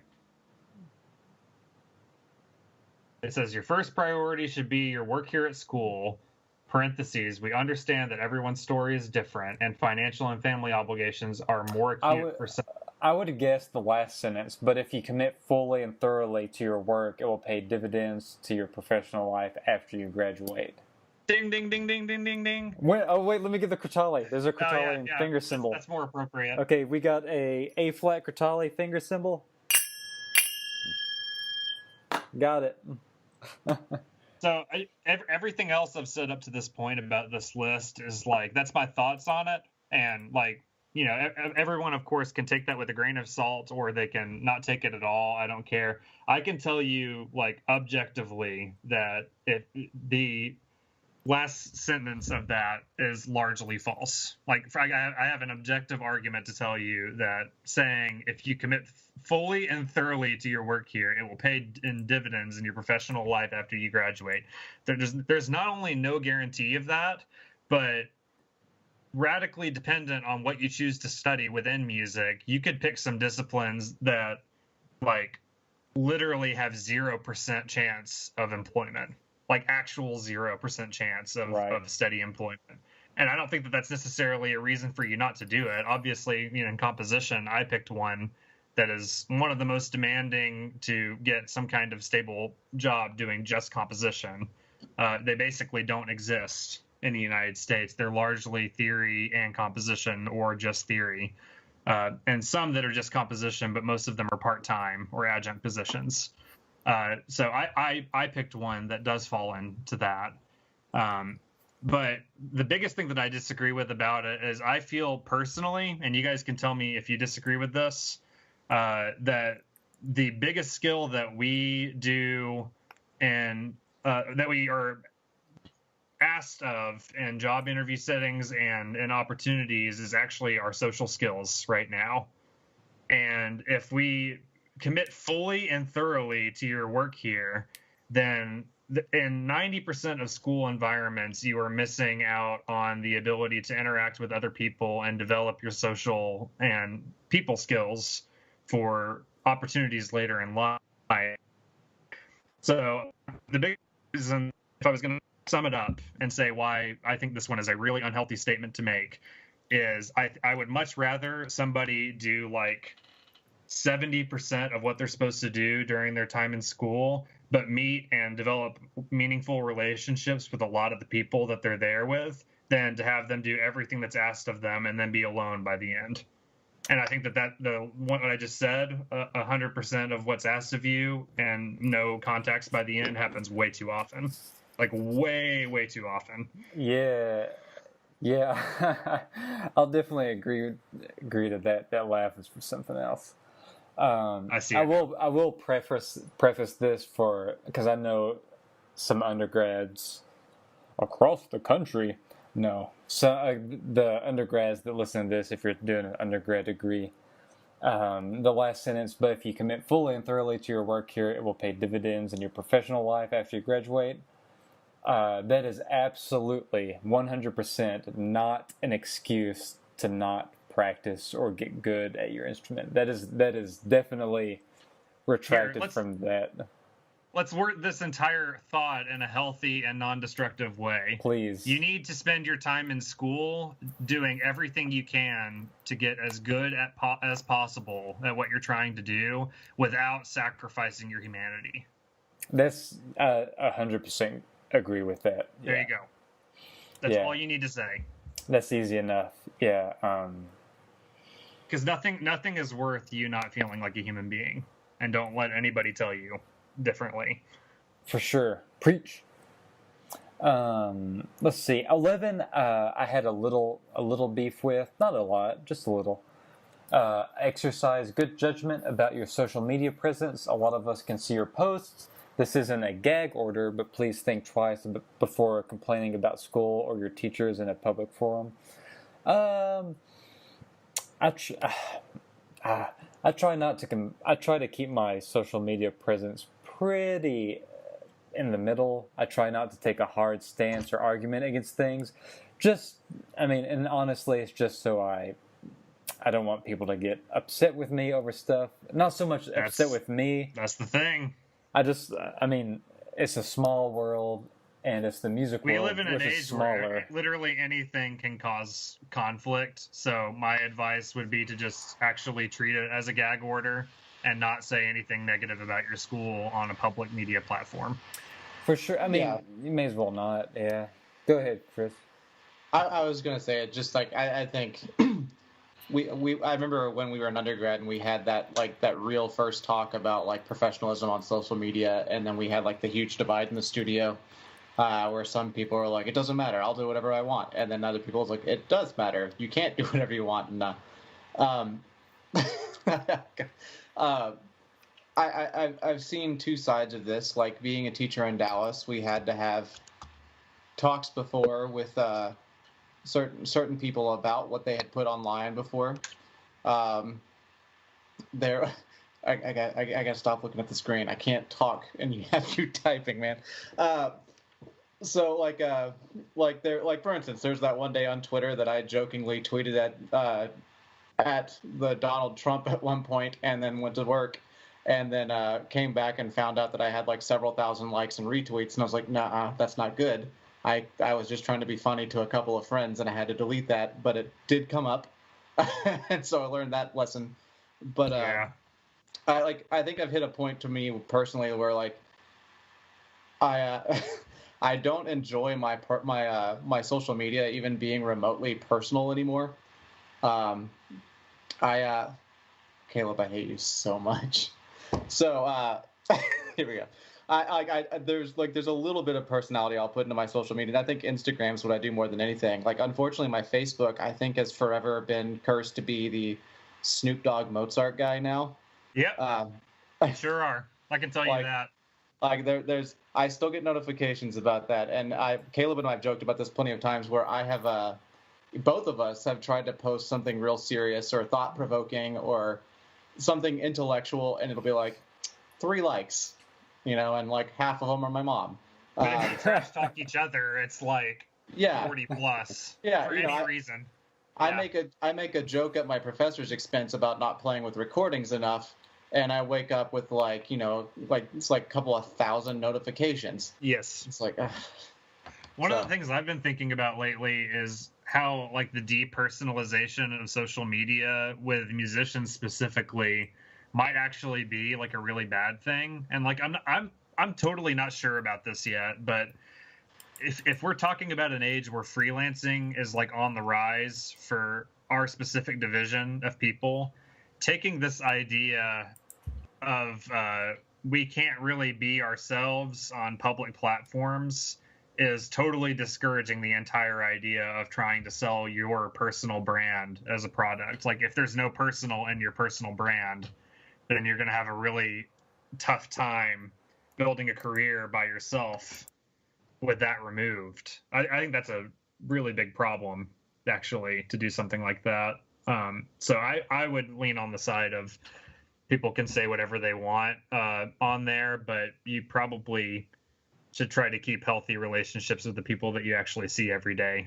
Maybe you could just say it that way. I was just scrolling through and saw this thing that says that that amazing moment when a seal swims up and slaps a swimmer with an octopus, and then I was just like, "There's no way that's a real video," and I found it, and it is a real video. So a seal comes swimming up and hits a guy in a boat in the face with an octopus, just slaps him, and I'm just things you like, see on the internet. and I'm just like, this is such a beautiful world we live in. And so that's exactly how I tag it in. And it's like, so my dumb humor, I definitely think I'd keep out there. But yeah, like things like, like aside from a couple of posts about my wife and then like too many photos of my dogs, like I like things like political opinions, I try to keep to myself, religious opinions, whatever they might be, keep to myself. The only thing I'll get crazy on is like talking about hot wings and stuff. But that's as personal pretty as I get. tame. Yeah. It's pretty tame. I'm sure everyone now has seen it because it got shared like 1,000 billion times. But Ivan Trevino had a nice post about music, social media, and mental bandwidth, he called it. Just to read you basically, it really is. It's such a good... I'm glad somebody of exposure and prominence finally said it. But basically to read the first 3 statements to you, it says, writing music requires a lot of brain space. I spent hours carefully crafting single musical phrases only to throw them out, start over, spend hours creating new ones to throw those out, and go back to where I started. The same can be said for performing and teaching. Music is equal parts creative and tedious work, and it can be mentally exhausting. There's also the self-doubt musicians go through, the ups and downs. It's more than exhausting. It can be absolutely draining. In 2018, this is all compounded by the expectation to literally bare our lives for the world to see on social media. To spend hours writing, practicing, teaching a piece of music is no longer enough. Creating audio and video representations of our work is not enough either. 2018 wants more from us, and honestly, I can't keep up. Which I will totally agree with. Because the amounts, I feel like if on a scale of 1 to 10, of people present on social media, like I feel like I'm trying to be a 7, but at best I'm doing like a 4. Like I maybe post one thing every other day that's something I'm doing, and it's just like, man, you know what? I would much rather do music than share it on social media. I know it's important, and it definitely is, but I just can't. It takes so much time. Like, I don't have time to post a live feed video every single day on Instagram and then tell people what I'm doing on Facebook and then tweet it out. It's just like, it's just too much. Like, I have work to do. Yeah. It's hard too. I mean, I definitely, like I said, I out of the 3 platforms, I only do one really. Like Facebook, kinda. Twitter, rarely. Even though I keep getting free pancakes, I need to go back to Twitter. Yeah. You were there for that one. I was there. And then like with Instagram, I've done a lot, and like I remember trying to boost myself through it and like challenging myself to do more with the social media. And like I did like the 100 days of practice thing, and I was like, I'm going to be serious and do this every single day. And like like 20 days in, I was not going to post for like 5 days, and and like, because you get into that mindset of when I'm practicing, I'm posting. Not all my practices are going to be good. Most of my practices aren't good, especially when I'm stressed and I was going through grad school. Think about like the fall semester where I'm practicing like all these excerpts, practicing solo literature, preparing like a new concerto, writing for the marching band, teaching the marching band, like doing all this stuff. Like there would be times where I walk in, I'm like, I'm going to practice. This is going to be a 2-hour block. I'm going to get a lot done. 30 minutes in, it's like, I need to stop because this isn't going anywhere. Like I'm too frustrated. I'm too tired, whatever. And so like, then you get into that weird mindset of like, well, I don't want to put the bad practice stuff online. I think there was that one where I finally posted one of me playing and then just being angry and like dropping my mallets and just kind of staring at a wall for a second and then making some kind of funny comment about being angry. But like, I think that's the hard part for me is like when you want to post all the time, like trying to keep something up, like you get into that unhealthy mindset to where it's just like, well, everybody else is posting like these amazing videos of them playing all that, like, and you fall into that trap of like, where we see people's social media lives. Nobody really posts the bad part of your life on social media. And the ones that do, maybe that's a huge red flag that we should be reaching out to. But I think generally most time we see those people like, why would you put that online? Calm down. Like, it's like we don't give have, too like, much thought to it, actually. Yeah.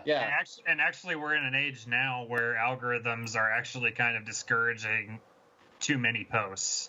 Yeah. Like if you flood Facebook, Twitter, or Instagram with too much stuff, it's going to start flagging your stuff as like, okay, this person's putting out a huge amount of content on social media. We should probably show less of it in everybody else's feeds to balance out what they see a little bit more. Unless they're going through and liking every single thing that you post, some of your stuff is going to get lost in the void.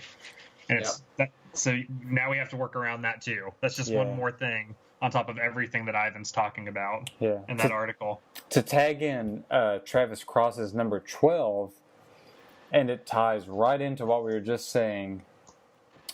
And I brought this up I was on an episode at Percussion. My episode is like 148, I think. I talk about this quite a bit. You shut up. Travis Cross said, if Casey's listening to this, so number 12 says, failure is permissible because failure isn't permanent. In fact, it's often a prerequisite to growth. Also, it turns out at UCLA, music major might not be for everyone. If you figure out over the years that's not for you, it's not a failure. It's clarification of what you can and should do with the rest of your life. If you're counseled or graded in that direction, it's not a negative reflection of you as an important being. And I think that's super important because I will say right now, all those really cool practice, you see a video of, up and coming percussionist XYZ playing some crazy piece and it's like a high quality video. Okay, that's one success. Most of what's happening in their life is failures on a daily basis. Yes. Most of what happens in my life on a daily basis is failure. Me too. And consolidating and recouping afterwards. It's like I lose 9 times out of 10. Yes. Yeah, it's just about making the times you do win and you do something cool. You got to make them worth it. But that's the bad thing about social media is everyone thinks everyone's doing so well. Well, everyone's doing so well with that 10 seconds a day of video you see of them. But what about the other, 23 hours and 50 minutes, 59 minutes or something like that? Yeah, like people... Close. Math. But people mostly have struggles. It's like the old adage of like, if you sound good in the practice room, you're not practicing right. It's like you should sound bad more than you should sound good because you should be working on what's bad and just fixing it. Yeah. Well, there's a friend of mine who was finishing her clarinet masters up here at CSU, and she recently made a good post about opening up about her own mental health and kind of the stress and depression that kind of naturally falls along for a lot of us this career, because you think about how much we constantly strive for perfection and how much we're kind of graded on a scale of perfection. not only academically or performance-wise, but like really by ourselves. And like it falls into that thing of like we look at other people and we see how great they're doing and how like this person's like like she talked about like looking at other strong performers that she's comparing herself to, and like she's like, I'll never get there. Like this person's doing so much better than me, and like you have to take the step back to go, well, they've got 2 decades on me. I would hope they're doing that much better. And but then there's like the whole stigma of like it's not okay to open up and kind of talk about that sometimes too. Yes. And so I think we all find ourselves at some point feeling cornered to where we think to ourselves is like, oh, how I'm feeling is unique to just me, and no one else is going to feel this way, and maybe I'm wrong for feeling this way. And the one thing I can't remember who told it to me, but it stuck with me a lot. Like the one thing I've always enjoyed that I've heard was like, if you don't doubt yourself or doubt what you're doing at some point along this career multiple times, then maybe it's not actually the career for you. He said something. He's like, I don't trust the people that say I've never doubted a day in my life, even for a second, that I didn't want to do this. Because he's like, if you're not skeptical, it's like, what's the purpose? But I think like there was a point that was made in there that says, music's not for everyone. And or the music degree's not for everyone. Music's clearly for everyone. But like I've seen people, and like Caleb and I've known a lot of people that have gotten out of music. Like and I'm sure everybody knows a lot of people that gotten out of music, but I know a ton. Like you see it at an alarming rate. And I think that's another thing is we get into this degree, and I've seen that moment that everybody has at some point where you're really questioning it, that like first year or first 2 years of like the degree, going like, is this what I should be doing? I don't know if I'm enjoying this, and like I don't know if this is for me. And then like the general like response that person gets from everybody around them is like, oh, you just got to make it through this first year, it'll be so much better. Or oh, you'll learn to love you'll learn to love this and everything. It's like, well, like they're having like a serious moment about whether or not they want to base their whole life around this and rack up college debt and all this other stuff. And everybody's response seems to be like, no, you'll be fine. You just gotta push through this first like hump and everything. And it's like, I don't think we ever allow people to, like, when we try to counsel them, allow them to feel both sides of that situation. Yeah. Because I remember specifically there was a guy here that love him to death. He was a great player. Came in, he was a really strong freshman. Loved him, having him on the drum line. He was great hands and everything, but like he really struggled at the end of the first semester. Like he was just like, I'm not enjoying this. He's like, I don't actually enjoy playing mallets, all the other auxiliary stuff. I'm not finding. He's like, I'm coming to realize I always liked percussion because I really like drumline, and that's all I want to do. And that's not really a lifestyle to live. And he had been told by so many people that he's like, oh, you'll learn to love it. And he's like, I don't feel like I'm learning to love it. And people keep telling him that. And so I finally told him, I was just like, well, I mean, you don't have to make a decision right this second, but, at some point you need to be honest with yourself and not listen to what other people say. Like, what do you really feel? And, after like a couple of weeks, he comes back and he's like, I really feel like I'm in the wrong thing. And I feel really bad about it. And I was like, why? He's like, I feel like I'm going to let people down. I was like, the only person you need to worry about letting down is yourself at this moment, because if you force yourself to stay in a degree you don't want for other people, that's only going to be a lifetime of disappointment. And so, I know he struggled with it, but he finally, like, for the professor, they were all super polite. They were calm. They were nice. They were friendly. Like, they were supportive. Like I think a lot of younger people don't want to think they would be. Got his degree changed, stayed in the drum line. He's been doing DCI, like killing it with like a couple of like really good groups now, does all the indoor stuff. So he drums all the time. And the point is, music's for everybody. He still stays active with the part of music he wants, but now he's pursuing a degree in a profession that he wants. And that's not to say, obviously, like, if you have like a single moment that if you stress out and feel like maybe this isn't for you, that you should just go ahead and jump ship. But like when it's that strong of a feeling and that long lasting of a struggle, and it's like maybe there's something you're not acknowledging just yet that you need to like really search out for. And I think as friends, I think it's subconsciously maybe we feel a little scared when we see other people feel that way, because we felt that way at some point, or we know plenty of people felt that way. And for somebody to leave the degree maybe invalidates what we feel towards the degree. But like at that moment, maybe like stepping up to be more of like just an open-minded friend and say like, what do you really feel, rather than hitting them with like, we learned to love it, they learned to love it, you'll learn to love it. So that's a long tangent to go there, but like, I thought that was a big point that we should address, is like, it isn't for everybody, and you shouldn't force yourself to want it if you don't naturally want it. I think it's a complicated thing for me. I guess what I'll ask first is, do any of you guys, I feel like often when we see people leave while we're in school, like leave the music profession, we are able to kind of immediately piece together like, oh, okay, yeah, I guess that makes sense, or I wish them the best, and sometimes we might even feel like that's better for them. It's better that they be there. But there's a few situations that I can think of, and these are the ones that really kind of stay on my brain and bother me, where I feel like they shouldn't have done it.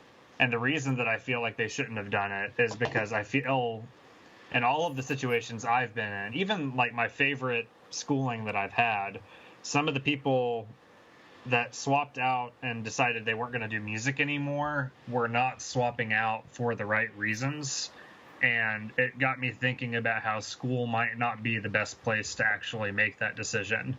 Like I mentioned earlier that I was interviewing this freelance cellist. I went to undergrad with this cellist, and he was a mechanical engineering major. And he was getting that degree because he wanted something that would pay the bills while he tried to start some kind of musical career. And he was at that job for maybe not even a year before he was able to just like teach lessons and play gigs and sell some of the music that he was working on and make a full-time living, and not necessarily the cheapest city to live in Tennessee. It's one of the bigger ones. And so I'm thinking about him, and I'm like, well, maybe he should have been a music major, and some of the people that quit shouldn't have quit, because all of these people are really motivated, and they have this sort of entrepreneurial mindset already before they've even gone to college about it. But they end up quitting because of the mental health stigma that's attached to the process of becoming a certified music graduate, and all of the stuff that we go through that we've been talking about this entire time. So I have to wonder how many people we've like turned off basically in our profession. And that's the biggest thing number 12 on this list got me thinking about, was it's very true. Everything he says there is true. I wish that the focus had been a little bit more on failure being permissible, rather than talking about how, this isn't for everyone. We tend to talk a little bit too much, in my opinion, about how it's not for everyone. And on somebody's first failure, I see too often the professor trying to gently put the change of major form in their hands at the end of the lesson. You know what I mean?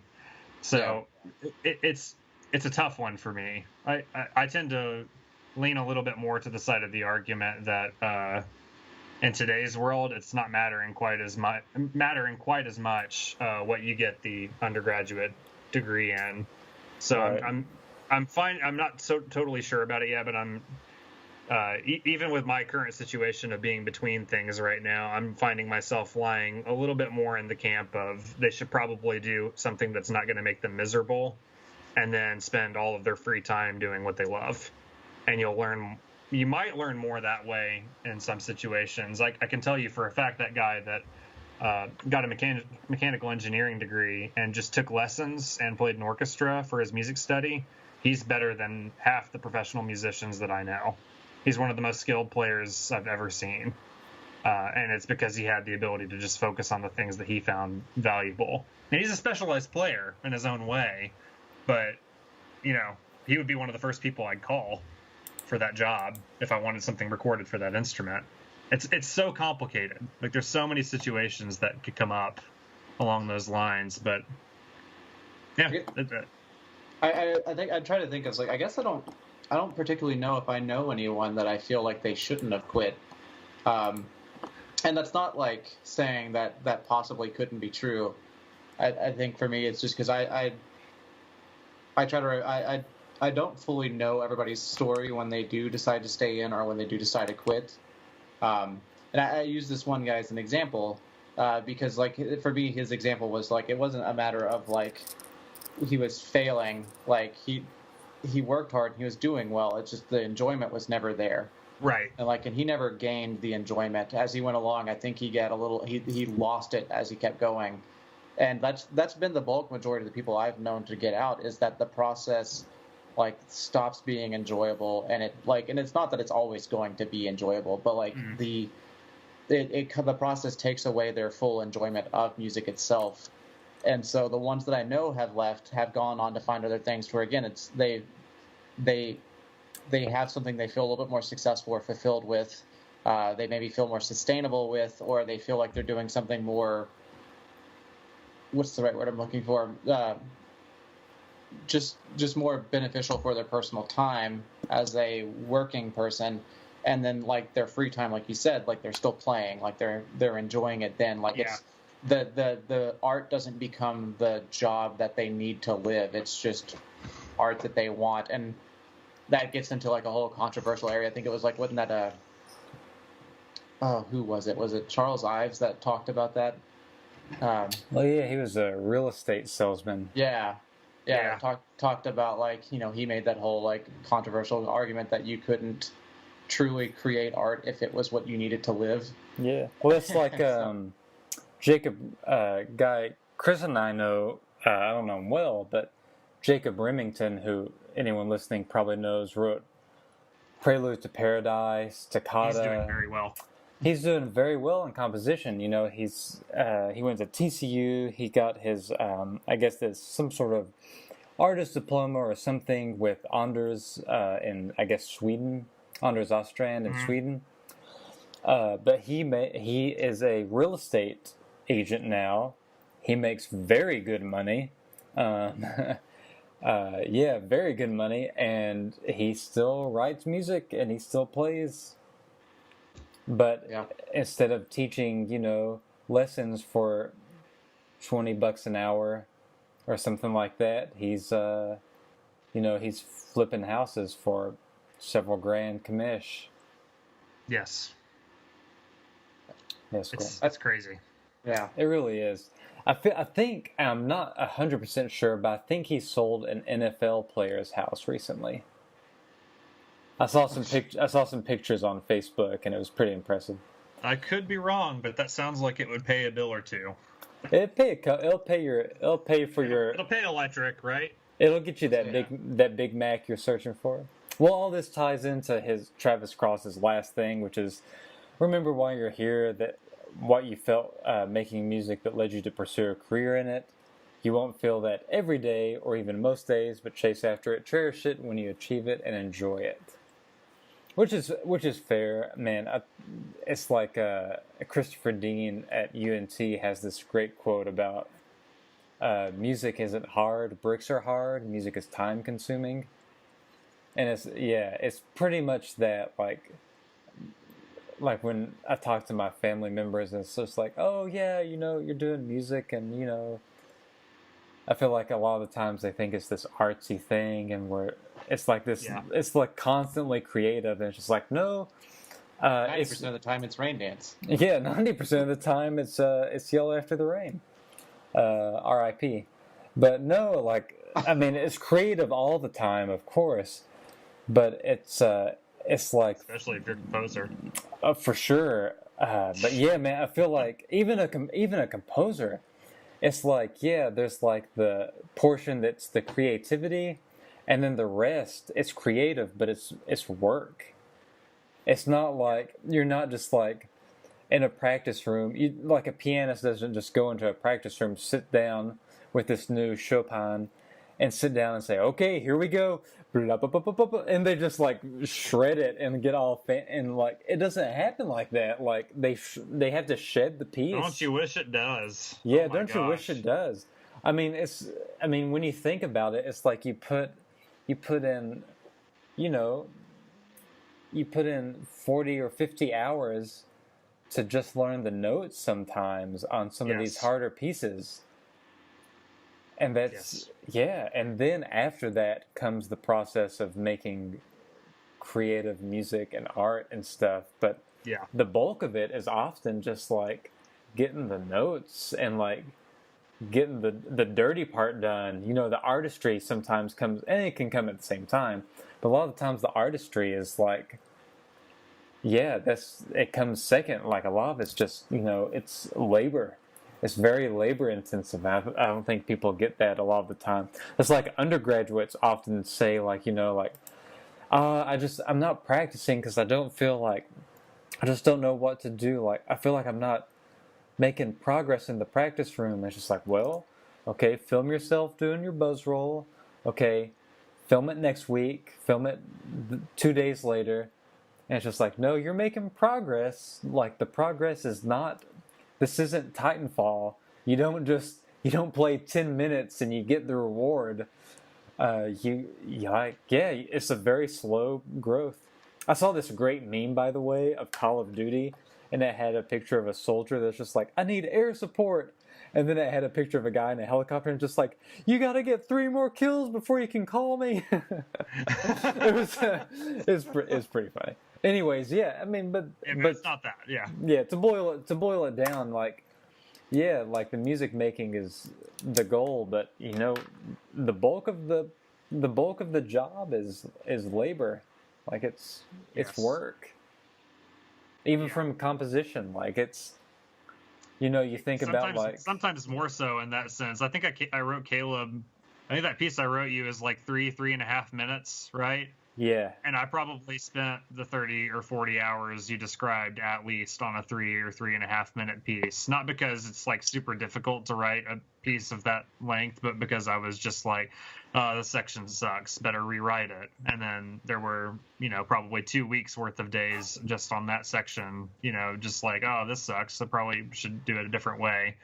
And then I finally hand Caleb the product and I'm like, this whole piece probably sucks. I mean, it never ends. This is like the constant feeling that anybody that has this kind of thing does. The last thought that I'd like to give to his closing remark here about remember why you're here and, what you felt making music that led you to pursue it as a career. I think maybe the biggest thing that every mentor or teacher that I've had criticisms of in my time in school could do better is to offer some kind of enthusiastic reason for these guys to stick with it. Because then after all of this like passion and encouragement, if they still don't feel like it's for them, then they'll have like a really good reason to drop out at that point. But like I can't remember how surprised I was when I had this one, I won't name the teacher. There was one teacher that I had, and when I had this teacher, it was the first time I had like ever just sat down and listened to music in lessons, like just sat there and listened to music with the teacher. And I don't even think it was like composition. I think it might have been a percussion lesson. Now that I'm thinking about it, where this first happened, and I was like, I just went through like 1, maybe 2 degrees where I literally never did this, and this is like the majority of what we're supposed to be doing to keep ourselves motivated. Like I can't tell you how many jazz guys you hear that say like, just listen, man. Just listen. Man, just listen. It'll be hit. Don't worry about it. And there's like a profound level of truth to that where it's like that's how those guys stay motivated is they hear some cool lick ripped by this awesome musician and they like sit down with the recording, slow it down and transcribe it, and then they just practice it in like every key, and that's how they get their fun out of it. All of us do it in different ways, but that is easily the biggest thing missing from the actual process of learning to be a musician is like, how do we keep this fun and how do we stay excited when we're going through this grind every day of doing similar activities every single day? Like, how do we break that up? All of these things are like easy to work into how we talk to our students, and we just don't do it. Yeah. Teachers that do are really inspiring. Casey does a great job of it, by the way. Yeah, he listens to music and lessons all the time. Yeah, he's good about giving inspiration. I will say that I see it mostly only in undergrads, I guess. 99% of the time is undergrads. But it's just like, oh man, I don't really feel the like passion to practice, or I'm not enjoying it. I'm just like, yeah, well, before you like throw in the towel, do the like 5 hours of practice a day thing for a week. Like just like go all out. Like make it your life for 1 week. Like you're not gonna lose anything. It's a low risk, high reward situation. Like go fully all out, do nothing except for focus on your instrument for 1 week. As many hours you can per day, and just like see the improvement. And 9 times out of 10, it's just like, oh my gosh, like 1 week I got better. I got better in 1 week than I have in the past semester. Yes. And it happens around juries all the time. It's just like, oh man, I practiced for like 3 hours a day on my rep for a week, and I feel so good. And just like, yeah, imagine if you would have, done an hour and a half a day on your rep, even like across the semester, you would have been like slamming like 2 months ago. And it's just like, yeah, like give it the good old college try, as they say, before you but decide that maybe this isn't for you. Like, yeah, you've got nothing to lose.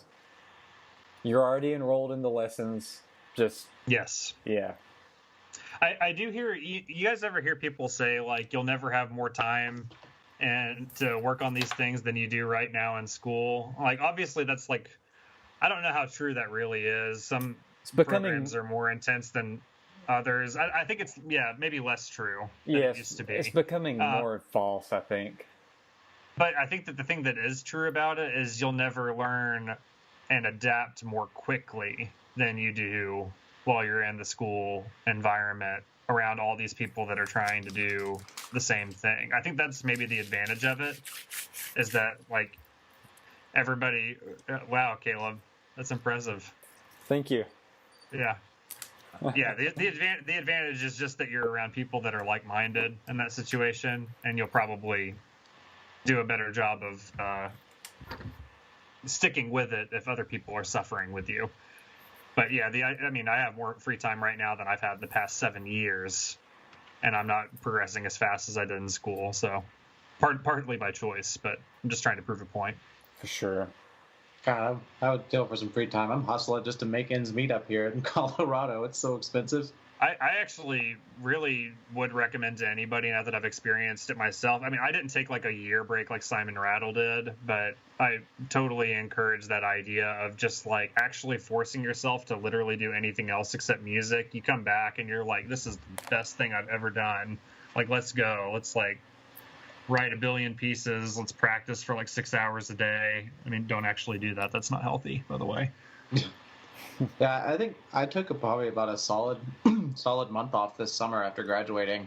I got super burned out on the last semester by just doing way too much, and so I got off and like I remember like June was just like with the exception of like little lessons and camps and stuff, like June was just like a wide open month for me. I remember that first week of just not doing anything, like Emily would get up and go to work, and I would still just be like passed out in bed, and she would just let me sleep and send me a message instead. And that first week was amazing, where I was just like, I don't have anything to do. I don't have to practice. I don't have to like study. I'm just like, I'm turning my brain off. And then that was like there was like a solid week. I don't think I did anything music, and that was actually incredibly refreshing. And now I've got to the point where I'm like super like hungry again, and like I want more time to practice. And again, just to make ends meet, I'm like teaching like community college up here and working with a music company, as well as working with some high schools, pulling like 12 to 13 hour days. And so my practice session is like usually. Yeah. So for sure. It's been interesting, at least until I can get that join the Tomorrow 5-octave practice club. Once that gets in here, then I can actually use my mornings to do that as well. That'll be beautiful. I've had to become a pianist because of that problem. Yeah. So that's money. Nobody wants to hear me play piano. Hey, nobody wanted to hear me play Caleb's recital that one time, but for some reason they were really impressed that this terrible pianist played a concerto accompaniment from memory that repeats the same things over and over again. Yeah. So they were all like, I can't believe your accompanist memorized the concerto. That's insane. I'm just like, yeah, he's not a piano player. I think he had to. Yeah, that's literally what happened. That was good. It turned out well. It turned out really well. I had a lot of fun doing that. Yeah, that was a good time. Oh man. Yeah. So for anyone that doesn't know, Lucas wrote. Let's see. You've written several percussion works. He wrote A Simple Machine, if some of you have seen that. It's on my YouTube channel and his as well. But it's for solo snare drum and I think finger that's actually cymbal. just on yours. I think I decided I wasn't going to re-upload that, so go watch it on Caleb's channel. Yeah, A Give Simple him Machine. clicks. It's really good. It's one of those that I've just kept. I'll just keep in my rep because it's so much fun and it's so entertaining. But yeah, there's a lot of one-handed rolls, right hand, cool things with the finger cymbal on the left. There's a crotale involved. Yes, man, great piece. He also wrote Euphoria variations for solo 4-mallet marimba, for 5-octave marimba, which is basically like a tonal Alejandro Viñal, but cooler. Sorry, But cooler. Okay. sorry, Viñal. All right. I'm sorry. I don't mean it. But no, yeah, it's really good. It's hard.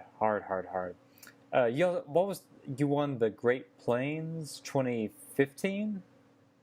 I think it was 2016. I wrote this piece called Dark Reflex for marimba that won that year. And I still see videos of it pop up every once in a while. A lot of good performances by people who learned it. And I'm glad that people like it. I think that one's pretty abstract compared to the other things I've done, but it's nice and showy, so it made for a good competition piece. It was really cool to hear all the Japanese players come in and like be even more aggressive than I thought possible with it at that competition. So yeah, you've got the other one that undergrad here, Sophia Cotty, played this break for. Yeah, it's a multi-percussion piece based on hip hop and Eminem specifically. Yeah, Lucas I and Sophia recorded it last spring, but man, yeah, that one was way cool. It's like a great like undergraduate multi-percussion solo. That one's actually not out yet, but I'll be putting it up in a couple of days here, for sure. So keep your eyes peeled for that one if you're interested. Yeah, that one's one of my favorites, I think. And then you've got the new one that Lucas just finished for me for Solo Vibe Nocturne at Sea. I'll premiere that on the 28th of October, I think. Mm. So in about a month.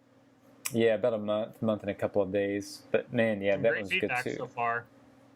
Yeah, man, it's going. Everyone that hears your music, I always hear the same comment, and it's the same phrasing every time. It's like his tonal language is so interesting.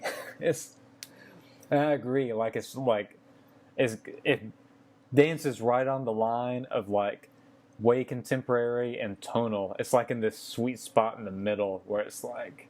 That's what I want to do, man. Yeah, it's crunchy, but it's accessible.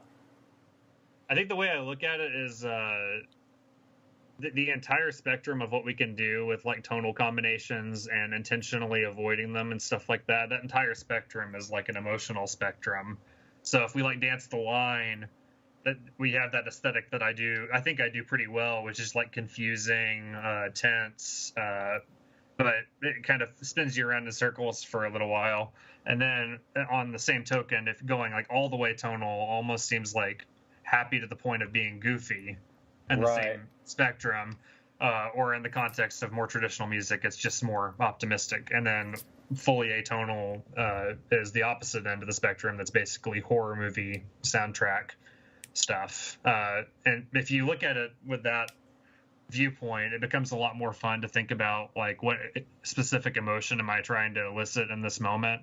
And if you open it up a little bit more there, then it's a more direct feeling. If you cloud it a little bit, then it's more subtle. So that's kind of how I try to think about it. But most of in Nocturne at Sea, I'm excited for people to hear that one, because that one, the player pretty much has to pick how much the sounds blend together.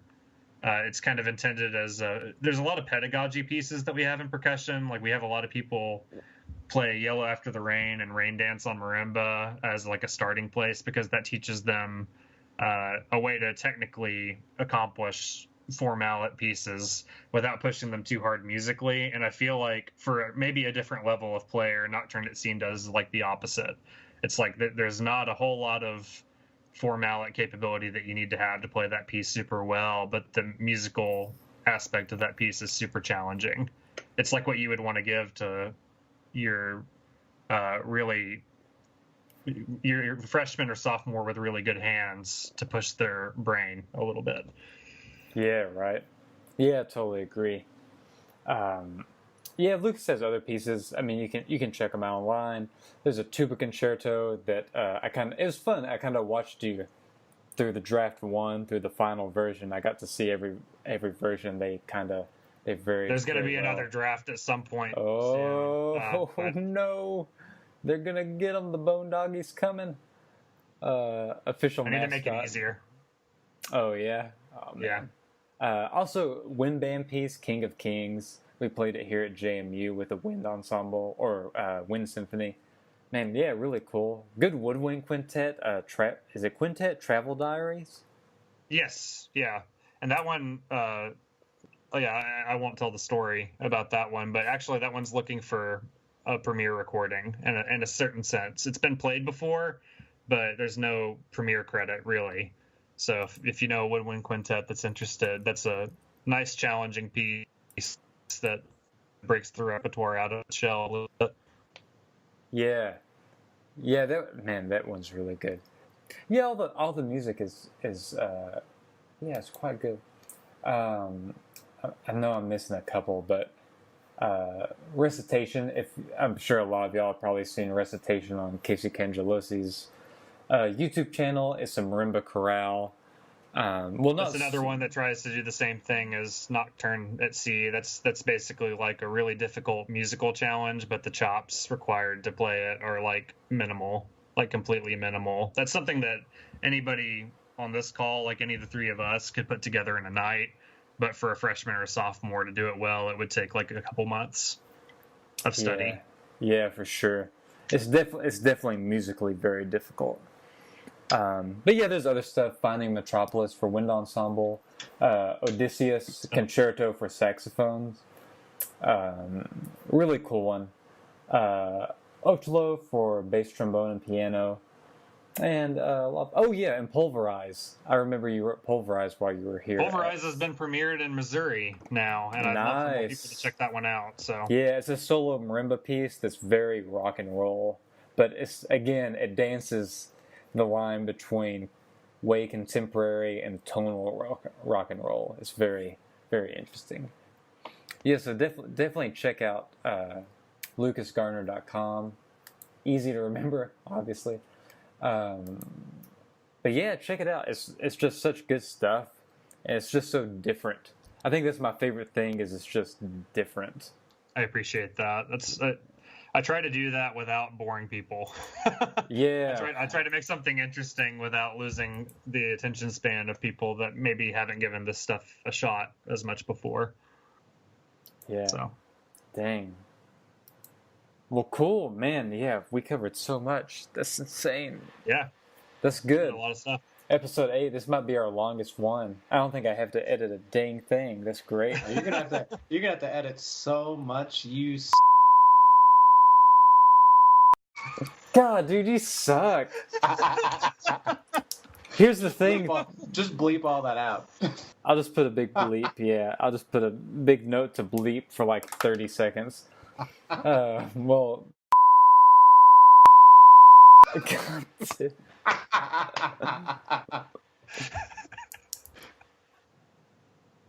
God, my dissertation's never getting done.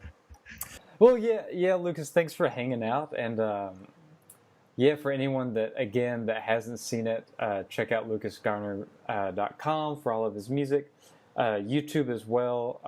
One of his pieces is on my YouTube channel. Just search Caleb Pickering, A Simple Machine on YouTube. You'll get his solo, A Simple Machine. Really, really, really good piece. Really hard. If you don't have the certain skill set of one-handed roll control that's in there. But cool, dude. Well, yeah, thanks for hanging out, and we need to figure out some sort of, maybe episode 11 or 12. We need to have an all video game episode. Maybe by then I'll be able to plug and tell you what I'm working on in a bigger capacity. Good, yeah, that'd be way cool to hear. Well, thanks, dude. Yeah, thanks for hanging out, and for anybody listening, we will catch you next time for episode 9. We're getting one away from the big episode 10, hitting the double digits. Cool. So thanks, and catch you later. Take care, guys.